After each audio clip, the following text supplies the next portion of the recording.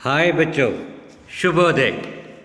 एक बार फिर हमारे Saint Joseph's PU college Vijaypur Hindi विभाग के मैं डॉक्टर सुनील वासुदेव पड़सालीमणि आप सभी को हिंदी कक्षा में हार्दिक स्वागत करता हूँ। तो बच्चों, आज हम लोग हमारी आधुनिक कविता के 4वीं कविता एक वृक्ष की हत्या टाइटल से ही, शीर्षक से ही हमें इस कविता का अध्ययन करने का मन करता है। देखिए, इस शीर्षक कैसे हमें अपनी ओर आकर्षित करता है, अपनी ओर एक विशेषता के साथ, एक प्यार के साथ हमें आकर्षित करने वाला गीत जो है एक वृक्ष की हत्या। तो बच्चों, अभी आज हम लोग जिस कविता का अध्ययन कर रहे हैं उस कविता का नाम है एक वृक्ष की हत्या। कवि कुंवर नारायण जी है। आप अपने मोबाइल के पर्दे पर कुंवर नारायण जी का भावचित्र देख सकते हैं। ये हिंदी साहित्य के सर्वश्रेष्ठ साहित्यकारों में से एक है। इनकी हिंदी की सेवा, साहित्यिक सेवाओं को मद्देनज़र रखते हुए साहित्य के क्षेत्र में दी जाने वाली अत्युन्नत पुरस्कार ज्ञानपीठ पुरस्कार से सम्मानित किया गया है। हिंदी साहित्य के अनेक विधाओं में कुंवर नारायण जी अपनी रचनाओं को लिखे हुए हैं। तो चलिए बच्चों, एक वृक्ष की हत्या कविता का अध्ययन करने से पहले कवि कुंवर नारायण जी का संक्षिप्त अध्ययन करेंगे। तो आप अपने मोबाइल के पर्दे पर कवि कुंवर नारायण का संक्षिप्त परिचय देख सकते हैं कि ध्यान दीजिएगा। कुंवर नारायण जी का जन्म 19 सितंबर 1927 में उत्तर प्रदेश के फौजाबाद में हुआ। देखिए, इनका जन्म जो है 19 सितंबर 1927 उत्तर प्रदेश के आने वाले फौजाबाद में इनका जन्म हुआ। आपने लखनऊ विश्वविद्यालय से, इन्होंने लखनऊ विश्वविद्यालय से 1951 में अंग्रेजी पर एमए की उपाधि प्राप्त करते हैं। 1951 में इन्होंने अंग्रेजी यानी कि इंग्लिश विषय पर अपनी एमए की उपाधि हासिल करते हैं। आपके साहित्य पर श्री नरेंद्र देव और आचार्य कृपलानी जी का प्रभाव दिखाई देता है। देखिए, इनके साहित्य पर हिंदी के सर्वश्रेष्ठ साहित्यकारों में से श्री नरेंद्र देव और आचार्य कृपलानी जी का बहुत बड़ा प्रभाव, असर दिखाई पड़ता है।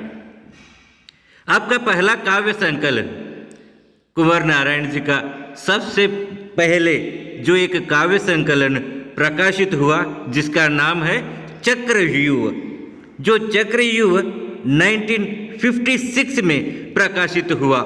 ये जो है चक्रव्यूह, इनकी काव्य संकलन जो है 1956 में प्रकाशित होता है। हिंदी साहित्य में मील का पत्थर माना जाता है। इस काव्य संकलन को हिंदी साहित्य के क्षेत्र में एक मील का पत्थर माना जाता है, ताकि ऐसी काव्य संकलन किसी और भी अब तक नहीं किए हुए थे जिन्होंने कुंवर नारायण जी ने किया। इसलिए हिंदी साहित्य में इस काव्य संकलन को, इस चक्रव्यूह काव्य संकलन को मील का पत्थर माना जाता है। और इनकी प्रसिद्ध रचनाएं देखिए, अगर जिक्र किया जाए, सबसे पहले इनके काव्यों के बारे में अगर हम नज़र डालेंगे तो इनकी काव्य है परिवेश, आमने सामने, कोई दूसरा नहीं, आत्मजय, वाजाश्रवा के बहाने, तीसरा सप्तक, हम तुम, इन दिनों आदि इनकी काव्य संकलन है। देखिए, इनकी प्रमुख काव्य संकलन जो है शीर्षक से ही पाठकों को अपनी ओर आकर्षित करते हैं। सबसे पहले इनका काव्य जो है परिवेश, आमने सामने, कोई दूसरा नहीं, आप्तजयी, काव्यजय के बहाने, तीसरा सप्तक, हम तुम, इन दिनों, ये बहुत सारे इनके काव्य संकलन हैं। अगर इनके कहानी संकलन को अगर देखा जाए तो आकारों के आसपास जो 1971 में प्रकाशित हुआ, जो आकारों के आसपास ये जो है इनकी कहानी संग्रह बहुत ही प्रसिद्ध है और इस कहानी संकलन पर बहुत सारे पीएचडी और एमफिल की उपाधियां हासिल करने जा रहे हैं। तो इनकी बहुत बड़ी रचना जो है आकारों के आसपास 1971 में प्रकाशित हुआ। आपके साहित्य अकादमी पुरस्कार इनको, यानी कि इनके साहित्य की पूरा योगदानों को देखकर इन्हें हिंदी साहित्य की अकादमी पुरस्कार, कबीर सम्मान के साथ ही 2005 में समग्र साहित्य के लिए ज्ञानपीठ पुरस्कार से सम्मानित किया गया है। देखिए, हिंदी साहित्य अकादमी के द्वारा और कबीर सम्मान के साथ साथ इनकी समग्र साहित्य पर 2005 में इनको सर्वोन्नत पुरस्कार, साहित्य के क्षेत्र में दी जाने वाली सर्वोन्नत पुरस्कार ज्ञानपीठ पुरस्कार से सम्मानित किया गया है।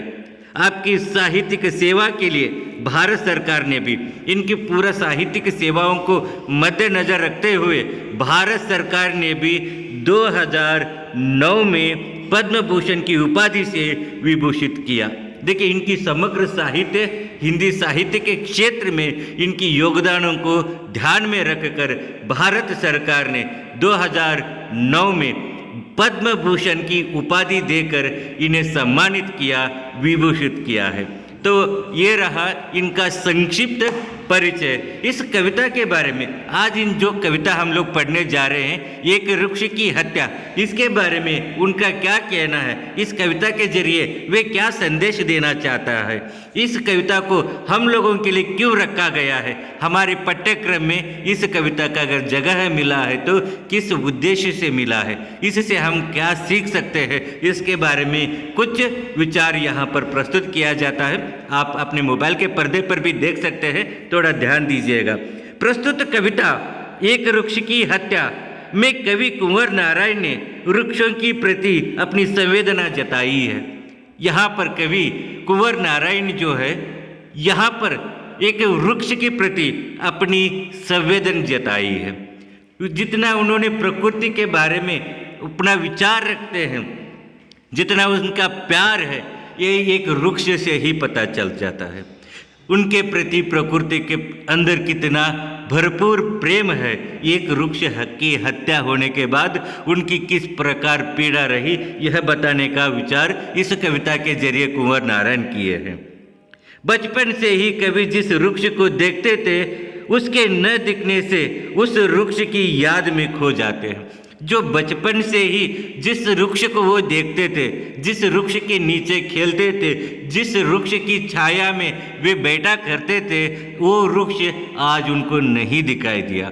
न दिखने पर उस वृक्ष की यादों में ही खो जाते हैं और उस यादों को अपनी इस कविता के जरिए हमारे सामने प्रस्तुत करने का भरपूर प्रयास कवि कुंवर नारायण जी ने की है। कवि और उस वृक्ष का एक रिश्ता बना हुआ था और ये छोटा सा रिश्ता नहीं था, कवि और उस वृक्ष का एक ऐसा नाता बन गया था, ऐसा एक रिश्ता बन गया था, उनके बिना एक पल भी वे नहीं रहते थे। जब भी वे अपने घर लौटते थे, गांव लौटते थे, उस पेड़ को पहले वे देखते थे। इस प्रकार घर से भी ज़्यादा, घर के सदस्यों से भी ज़्यादा उस वृक्ष के साथ उनका रिश्ता बना हुआ था। कभी उस वृक्ष को दोस्त के रूप में देखते थे। देखिए, ऐसे व्यक्ति जो प्रकृति की प्रेम करता है, प्रकृति की आराधना करता है, वही उसका दोस्त बन सकता है। कवि जो है, कुंवर नारायण जो है, उस वृक्ष के साथ ऐसा नाता था जो अपने दोस्त के रूप में उनको, उस वृक्ष को देखते थे। उस पेड़ के नीचे बैठकर कितने सारे बातें किए होंगे उन्होंने, कितने सारे खेल खेले होंगे, कितने सारे विचार किए होंगे, इसीलिए वो अपने को उस वृक्ष का दोस्त मानते हैं। वृक्ष के कट जाने पर उसकी यादें कवि को बार बार सताती है। उस वृक्ष इस बार नहीं है। उस वृक्ष को काटने के बाद उनको इस तरह का बार बार उनका याद आ रहा है। उस वृक्ष के बारे में तरह तरह के सोच विचार कर रहे हैं कि अगर इस समय पर वृक्ष होता तो कितना अच्छा होता। उस वृक्ष के बिना कोई भी मुझे सहारा नहीं है, ऐसा उनका विचार लग रहा था। ऐसे अनेक तरह के विचारों के यादों में कवि कुंवर नारायण खो जाने लग गए थे। नदी, हवा, जंगल की रक्षा के साथ साथ मानवीय भावनाओं की रक्षा करने की बात इस कविता के द्वारा प्रकट हुई है। सिर्फ यहाँ पर एक वृक्ष की नहीं बल्कि हमें पूरा संपूर्ण प्रकृति के रक्षा करना भी हमारा दायित्व है, हमारा जिम्मेदारी है। एक वृक्ष कटा तो क्या हुआ, ऐसा सोचने वाले लोग बहुत सारे हैं। ऐसे लोगों में से एक वृक्ष की हत्या, एक वृक्ष की कट जाने पर अपनी दर्द को व्यक्त करने वाले कवि कुंवर नारायण सिर्फ एक वृक्ष के बारे में नहीं, उस वृक्ष के साथ साथ ये भी कहने का विचार करते हैं कि हमारे साथ इस प्रकृति में रहने वाले नदी का, हवा का, जंगल का भी हमें इनके साथ साथ रक्षा करना भी पड़ता है और मानवीय भावनाओं को भी हमें रक्षा करना पड़ रहा है। जिन प्रकार आजकल लोगों में जो मानवीयता बिल्कुल मिट गया है, बिल्कुल समाप्त हो गया है, मानव के मन में पशुत्व आ गया है, पागल जैसे उसकी व्यवहार से उनको बदलाना है। इसलिए कवि यहाँ पर यह चाहते हैं कि मनुष्य के मन में सबसे पहले हमें मानवीय भावनाओं का रक्षण करना है। वो अगर उनकी रक्षा नहीं किए, उनकी रक्षा अगर हम लोग नहीं किए, वे इस तरह का हत्या करते ही जाएगा, ऐसे वृक्षों की हत्या करते ही जाएगा। उस वृक्ष के साथ साथ हमारा जीवन का अनमोल अंग मानने वाले नदी, हवा, जंगल का भी सर्वनाश होता है। इसको ध्यान में रखकर कवि ने इस कविता में इन सब की रक्षा करना बहुत आवश्यक है, यह बताने का भरसक प्रयास किया है।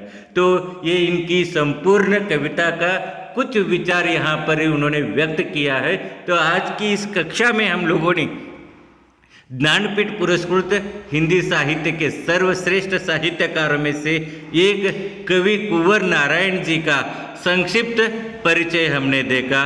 कल के कक्षा में उनकी द्वारा रचित एक वृक्ष की हत्या कविता का अध्ययन करेंगे। उस कविता के जरिए हम लोग क्या क्या सीख पाते हैं, इन सब के बारे में हम लोग अध्ययन करेंगे। आज की इस कक्षा में जुड़े रहने के लिए आप सभी को बहुत बहुत धन्यवाद। कल के कक्षा में फिर मिलेंगे, तब तक के लिए धन्यवाद।